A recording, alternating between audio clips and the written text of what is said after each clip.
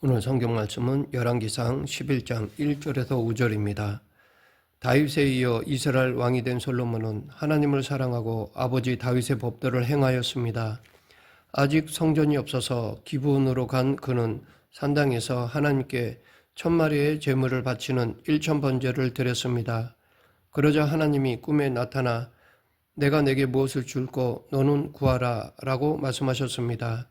이에 솔로몬은 백성을 잘 다스릴 수 있는 분별력을 구했습니다. 하나님은 솔로몬의 이 간구가 마음에 드셨습니다. 그래서 솔로몬이 구한 지혜와 총명은 물론 그가 구하지 않은 부귀와 영화, 장수까지 주겠다고 약속하셨습니다. 장수는 구약시대의 큰 복이었습니다.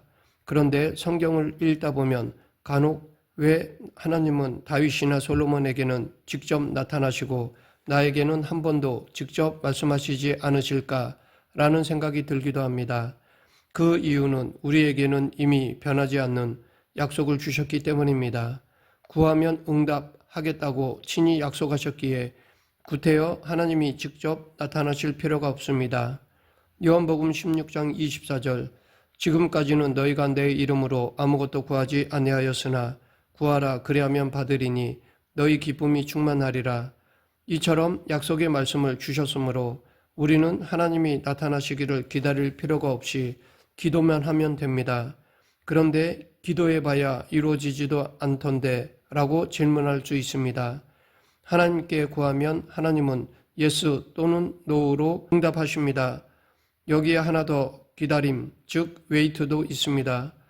그 중에 무엇이 되었든지 하나님은 우리에게 가장 좋은 것으로 응답하십니다. 하나님의 뜻이라고 생각하고 간구했다면 응답이 없다고 낙심할 필요가 없습니다. 하나님 때에 하나님의 뜻으로 응답해 주십니다. 하나님은 솔로몬의 간구대로 그에게 지혜를 주셨습니다. 그런데 솔로몬의 재판 장면을 보면 지금 우리에게는 대단한 지혜처럼 보이지 않을 수 있습니다. 하지만 이 사건은 그렇게 단순하게 볼 문제가 아닙니다. 솔로몬 앞에 선 두 여인은 당시 가장 비천한 창기들이었습니다. 그야말로 더 이상 잃을 것이 없는 인생들이었습니다. 그런데 이 둘 중에 하나는 왕에게 거짓말을 하는 것이었습니다. 둘 다 감정이 상당히 격양되어 있는 상태였습니다. 이런 상황, 이런 심리 상태에서 칼로 아이를 자르라고 할 때 이 명령을 받아들이는 자가 가짜 엄마임에 드러날 것입니다. 즉 솔로몬의 판결은 아이에 대한 엄마의 사랑과 거짓말하는 자의 극단적인 불안한 심리를 이용한 것이었습니다.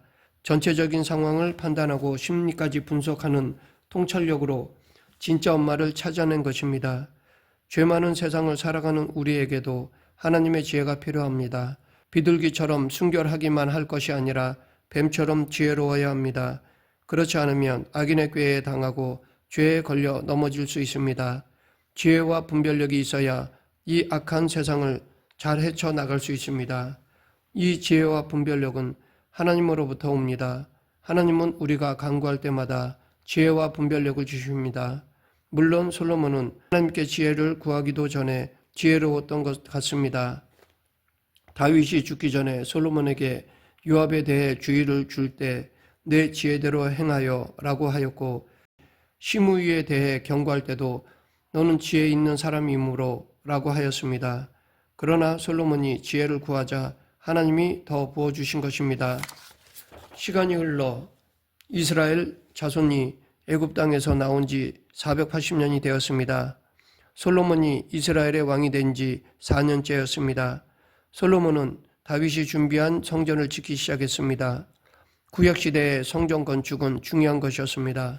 성전은 하나님이 임재하는 장소이고 그곳에서만 예배를 드릴 수 있었기 때문입니다.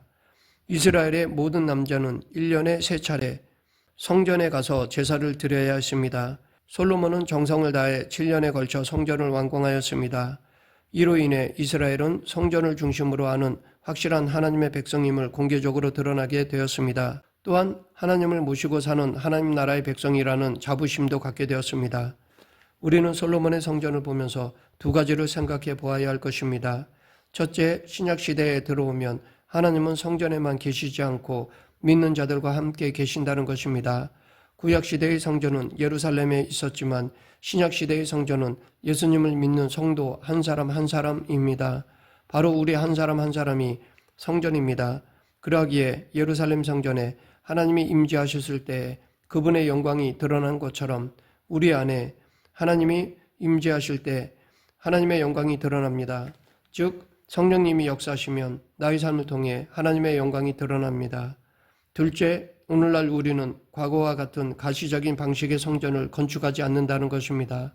솔로몬은 눈에 보이는 성전을 건축했지만 우리는 눈에 보이지 않는 성전을 건축해야 합니다. 과거 솔로몬이 다듬은 돌로 성전을 건축하였다면 지금 우리는 복음으로 성전을 건축해야 합니다. 즉 예수님을 모르는 사람에게 복음을 전하여 그가 예수님을 영접하면 이 땅에서 성전 하나를 건축하는 것입니다. 우리는 이렇게 계속해서 사람 성전을 건축해 가야 합니다. 성전을 완성한 솔로몬은 이스라엘 백성들을 다 모아놓고 법궤를 지성소에 갖다 놓았습니다. 그러자 하나님의 임재, 하나님의 영광이 성전에 가득하였습니다. 솔로몬은 여호와의 제단 앞에서 이스라엘 온 회중과 마주서서 하늘을 향하여 손을 들고 백성을 축복하며 하나님께 기도하였습니다. 그의 기도 중에는 먼 지방에서 온 이방인이라도 성전을 향해 기도하거든 들으시고 땅의 만민이 하나님을 경외하게 해달라는 간구도 있었습니다. 이것은 파격적인 것이었습니다. 구약시대에 한 사람은 이런 간구를 할 수 없었습니다. 여기서 솔로몬이 얼마나 대단한 영성을 가졌는지 알 수 있습니다. 이스라엘 백성들은 여호와를 그들의 하나님으로만 생각했습니다. 그러나 솔로몬은 신약시대를 사는 우리가 가질 만한 영성을 지녔습니다. 열방에 있는 모든 사람이 즉 이방인들도 이스라엘처럼 하나님을 경외할 수 있게 해달라고 기도한 것이었습니다. 이것은 엄청난 영성이요 굉장한 영적 안목입니다. 솔로몬은 백성들을 축복하면서 마음을 바쳐 하나님의 계명을 잘 지키라고 당부하였습니다. 그 후 14일 동안 온 백성이 성전에 모여 성전 봉헌 예식을 하고 하나님께 제사를 드렸습니다. 솔로몬은 이렇게 이스라엘 백성들을 하나님께 잘 이끌었습니다. 이스라엘 왕으로서 해야 할 가장 중요한 일을 잘 감당했습니다. 이때가 솔로몬의 생애에 가장 아름답고 빛난 순간이었을 것입니다. 성전 봉헌식을 마친 솔로몬은 백성을 돌려보내고 자기 장막으로 돌아갔습니다. 모든 사람들도 원래 자리로 돌아갔습니다. 왕이 하나님 앞에 바로 서고 백성도 제대로 서고 법궤도 안정된 자리를 찾았습니다. 이스라엘은 하나님의 말씀대로 절기를 지키며 하나님 앞에서 헌신을 다짐했습니다. 그 결과 모두에게 기쁨과 즐거움이 넘쳤습니다. 이처럼 참 기쁨과 즐거움은 하나님과의 관계가 올바를 때 누릴 수 있습니다. 하나님의 성전과 왕궁 건축을 마친 솔로몬은 다시 하나님께로부터 다윗처럼 순종하면 왕위를 영원히 경고하게 하겠다라는 약속을 받았습니다. 그러나 솔로몬은 이후에 처첩으로 삼은 많은 이방 여인의 영향을 받아 하나님을 배반하고 아스다롯, 밀곰 같은 이방신을 섬겼고 그모스와 몰록의 산당까지 지었습니다. 하나님께 지혜를 구하고 그 지혜로 백성을 잘 이끌고 하나님을 위해 성전을 지었던 솔로몬이 이토록 가증하게 하나님을 배신하는 자가 되고 말았습니다.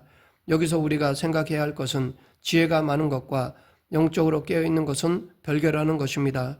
그리스도인은 항상 지혜와 성령 충만 이 두 가지를 다 구비해야 합니다. 그래서 초대교회에서 7명의 집사를 세울 때 지혜와 성령이 충만한 사람을 뽑았습니다. 궁극적으로 솔로몬은 지혜는 많았지만 하나님의 영이 충만하지 않았습니다. 아내들이 다 우상을 숭배하는 여인들이었기에 결국 무너질 수밖에 없었습니다. 그 많은 후궁과 첩이 만들어낸 문화의 삶, 조언들이 결국 솔로몬은 무너뜨렸습니다. 우리도 누구나 가까이 있는 사람의 영향을 받습니다. 그러기에 세상 사람들의 가치관과 삶의 방식에 물들지 않도록 주의해야 합니다. 말씀과 기도로 성경 세계관을 가져야 합니다. 마귀는 우리를 한 번에 크게 공격하지 않습니다. 가랑비에 옷 젖는 줄 모르게 조금씩 공격합니다. 그것도 우리의 가장 약한 부분을 공격합니다. 삼손은 여자에 약했고 그 약한 부분을 이용하여 삼손을 공격하였습니다. 또한 삼손도 처음부터 자기 힘의 비밀이 머리카락에 있다고 말하지 않았습니다. 드릴라가 조금씩 집요하게 물으니까 결국 고백을 하고 말았던 것입니다. 우리는 이 땅에 사는 동안 세상 문화의 영향을 받지 않을 수 없지만 문화라는 이름으로 은근히 스며드는 세상의 가치관에 물들지 않도록 조심해야 합니다. 이것이 매일매일 우리가 싸워야 하는 영적 싸움입니다. 그리고 우리의 삶의 터전이 영적 전쟁터입니다. 이 전쟁은 한 번 이기고 마음 편하게 있어도 되는 일회성 싸움이 아닙니다. 매일 벌어지는 싸움이며 우리는 이 싸움에서 매일 이겨야 합니다. 말씀을 맺겠습니다. 영적 싸움에서 이길 수 있는 방법은 말씀을 묵상하고 기도에 깨어있는 것입니다. 사도 바울은 우리에게 항상 복종하여 두렵고 떨림으로 너희 구원을 이루라 라고 하였고, 자신은 표대를 향하여 달려간다 라고 하였습니다. 솔로몬의 비참한 말로가 주는 메시지는 너희는 나처럼 세상 친구들에게 포위되어 살지 말아라. 조금씩 영향받다가 결국엔 나처럼 무너진다 입니다. 마지막까지 믿음을 지켜 거룩한 백성으로 살아가는 저와 여러분 되길 간절히 축원합니다. 기도하겠습니다. 생사화복을 주관하신 하나님 아버지, 늘 믿음으로 깨어있어 영적 싸움에서 언제나 이기는 그리스도인이 되게 하여 주시옵소서. 예수님 이름으로 기도드립니다. 아멘.